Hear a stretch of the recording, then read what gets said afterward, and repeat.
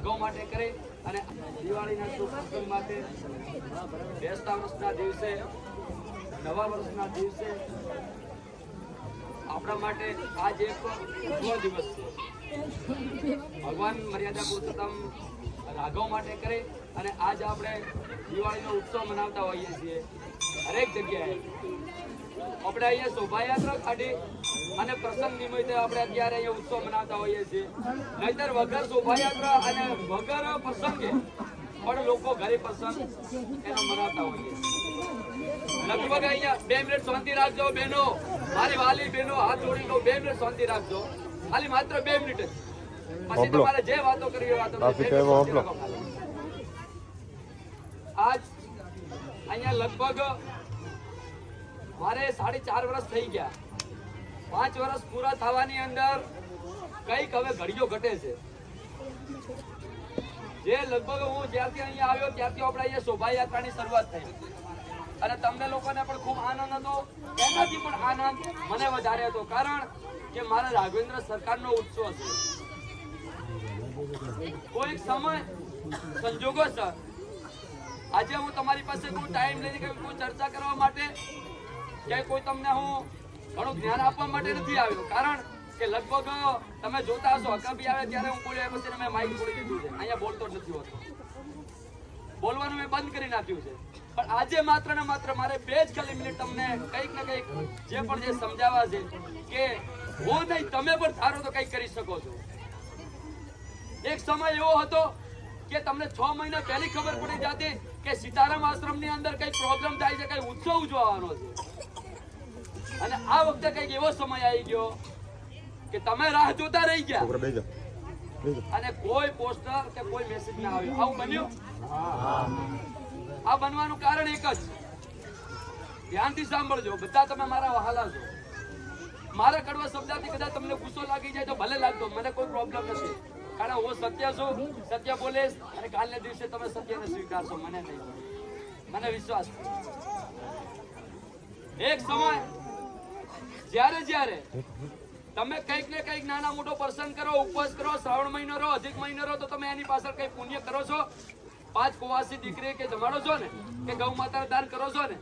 મારું જ્યારે હું અહીંયા આવ્યો ત્યારે નવરાત્રી મારે અનુષ્ઠાન હતું, 21 દિવસનું હું અઠીલા હનુમાનજી મહારાજનું અનુષ્ઠાન કરતો। જો કે આજે એની અંદર તો બધો બંદોબસ્ત છે, એની અંદર હું એન્ટ્રી નહીં કરતો, મારે કામ હોય તો કરું, નહીં ભાઈ મારો બાપ મને અંદર નહીં આવવા દેતો જાળીની અંદર, એટલે આપણે જવાની તો વાત જ નથી। કોઈક ના કોઈક સમય હું એનું અનુષ્ઠાન કરતો હતો, પણ કોઈક સમય એવો આવી ગયો કે સાહેબ અનુષ્ઠાનની અંદર પણ વિઘ્ન આવી। સાહેબ હું સામાન્ય વ્યક્તિ છું, મહાન ઋષિ મુનિઓ જો યજ્ઞ અનુષ્ઠાન કરતા હોય, એના હવનમાં જો અડકા ઉમાતા હોય, એના હવન ખંડ થતા હોય, તો હું તો એક એના આગળ સામાન્ય વ્યક્તિ। જ્યારથી મારું અનુષ્ઠાન ખંડક થયું ત્યારથી મારો આત્મા દુઃખી થઈ ગયો। મને શું બોલવું, શું કરવું, શું ખાવું, શું પીવું, તમારાથી શું વર્તન કરવું, મને કઈ સમજાતું નતું। શું કામ કે જેની પાછળ ઉત્સવ કરો મારા બાપનું અનુષ્ઠાન તૂટી ગયું। જે હું પ્રસંગ કરું છું એની પછી હું તમને ખુશ કરું છું, પહેલો હું પેલા મારા બાપને ખુશ કરું અને પછી તમને ખુશ કરું છું કે મારા અનુષ્ઠાનનો હું ઉત્સવ ઉજવું છું દર દિવાળી।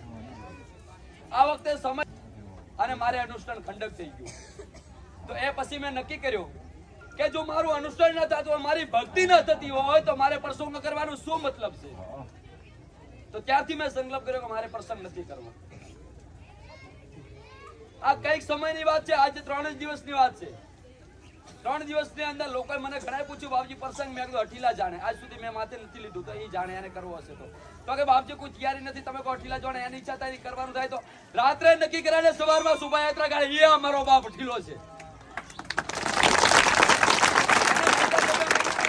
નથી તૈયારી કરવાની, સંકલ્પ કરો ને અહીંયા પૂર્ણાહુતિ થાય, એ મારો બાપ છે। આવ્યો 3 દિવસ પહેલા જે પણ લોકો આવ્યા અને અહીંયા આવીને અઠીલાને પ્રાર્થના કરી અને ધોણે આવીને કીધું કે બાપજી તમે દર વર્ષે પ્રસંગ કરો છો, એ પ્રસંગ નથી કરતા એનું કારણ મેં મારું જે કારણ હતું એમને સમજાવ્યું। મેં આના કારણે હું નથી કરતો, તો કે હવે ભગવાન મને હું દુઃખી છું, મારું અનુષ્ઠાન તૂટ્યું, દિવાળી પછી મારો સમય આવશે, હું અનુષ્ઠાન જે થવો હોય મારે જે ભક્તિ કરવી હોય કરીશ। એ પછી હું અનુષ્ઠાન પછી તો હકીકત ભાગી તૂટ્યો છે, 70% હું ભાગી ગયો, 30% મારે તમારા મજબૂરીથી મારે અહીંયા રહેવું પડ્યું છે, 70% હું અંદરથી ભાગી ગયો છું, કારણ મારું સાધુનું કોઈ કર્તવ્ય હોય। એના દુઃખીના કારણે મેં કીધું ભાઈ મારાથી કાંઈ થાય એવું નથી. તો અમે કરો તો અમે કરો, તમે કરતા હોય તો હું ભેગો છું. તમારી સાથ ક્યારે છોડ્યો નથી, પણ કઈક મારો સંકટ સમય આવ્યો છે. જો તમારી અંદર તાકાત હોય અને એકવાર ધક્કો લગાવો, આવતી સાલ છાતી ઠોરીને કહું ઊભો હું થઈ જાશું. જે મેં ક્યારે કલ્પના નથી કરી, મેં ક્યારે આશા નથી કરી, એવા સાહેબ ભક્તોએ મળીને અચાનક પ્રોગ્રામ ઉભો કરી નાખ્યો. આ પ્રોગ્રામ આ વખતે ઉત્સવ કર્યો, આ બિલકુલ આની અંદર મેં કાંઈ નથી કર્યું. નથી મેં એક રૂપિયો આપ્યો, નથી મેં કોઈને ફોન કર્યો, નથી મેં કોઈને મેસેજ કરીને પહેલા કીધું કે ભાઈ મારે આવો પ્રસંગ. જાતે લોકો આવ્યા, જાતે પૈસો નામને જે કરવું તે કર્યું, જાતે પ્રસાદનું કર્યું, જાતે મંડપનું સાવણનું કર્યું અને જાતે શોભાયાત્રાની તૈયારી કરી. સાહેબ આજે તમારી સુરક્ષા જોઈ, તમારી સેવા જોઈ ખરેખર હું એટલો ખુશ થયો છું કે આવતી સાલ હું તૈયારી કરીશ, પણ 50% મારે 50% હવે તમારી માટે સેવા છોડે. મને ખબર પડે કે તમને આવડે છે.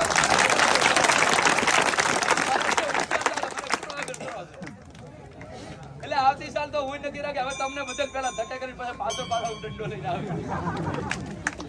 એટલે આજ જે તમે આ કાર્ય કર્યું છે, એક મારે ભક્તિને જે વિઘ્ન આવ્યું હતું એને તમે ધક્કો લગાવી અને મારા આત્માને આજ ખુશ કર્યો છે. કાલ સાંજ સુધી હું નારાજ હતો, દુઃખી હતો મારા અનુષ્ઠાનના કારણે, પણ જે પ્રસંગ કરી તમે એક ધક્કો લગાવી મને ખુશ કર્યો છે એ બદલ સીતારામ આશ્રમ ગૌશાળા તરફથી, મારા અઠીલા હનુમાનજી મહારાજના સાનિધ્ય તરફથી, અમારા સર્વ સ્ટાફ તરફથી, ગામોને આવેલા ભક્તોને ખૂબ ખૂબ શુભકામનાઓ. તમારું નવું વર્ષ ખૂબ લાભદાયક બને, તમારા પરિવારમાં ખૂબ સુખ શાંતિ રહે અને મારા અઠીલા હનુમાનજી મારા બાપની સદૈવ તમારી પાસે કૃપા મળે.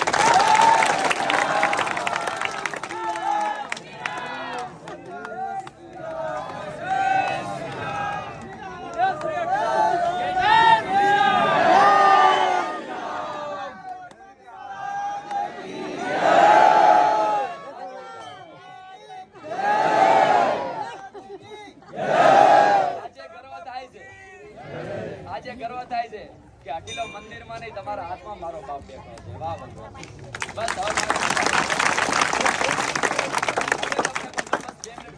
સદૈવ તમારા બધા મારી કૃપા બની રહે. મારા માટે નહીં, આશ્રમ મારા માટે નહીં, પણ માત્ર ને માત્ર ગૌ માતા માટે કરીને આવજો. અને આજે હું અહીંયા તમારે મેં આજ સુધી માંગ્યું નથી ને આજે માંગવાનું નથી. તમારે જો 7 વાર આત્મા ક્યાં ઈચ્છા થાય તો રૂપિયો આપજો, નહીં 1 રૂપિયો મત આપજો. પણ કટેક ચોપડો હોય કોઈ પાસે, તો એની પાસે કોઈ ઈચ્છા હોય તો હુડલો 2 હુડલા મગફળું કે બાજરીનો ચારો લગાવજો. હું અવશ્ય ટ્રેક્ટર લઈને 2 હાથ રૂપિયા આવીશ. મારે મારી માને જીવાડવી છે, મારે પૈસા નથી.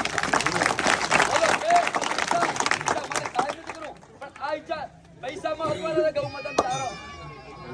હાલે એકવાર અવાજથી કહો, પૈસા મહત્વ, ગૌ માતા ચારો.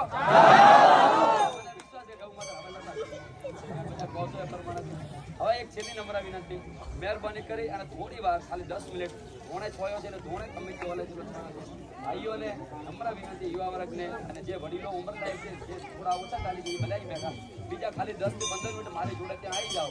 તો પહેલા બહેનો પ્રસાદ લઈ લે, બહેનો પ્રસાદ લઈ અને માતાજીઓ પ્રસાદ લઈને અહીંથી થોડા એમને અહીંયા જગ્યા થાય પછી તમને મૂકું તો આપણે તકલીફે ના પડે.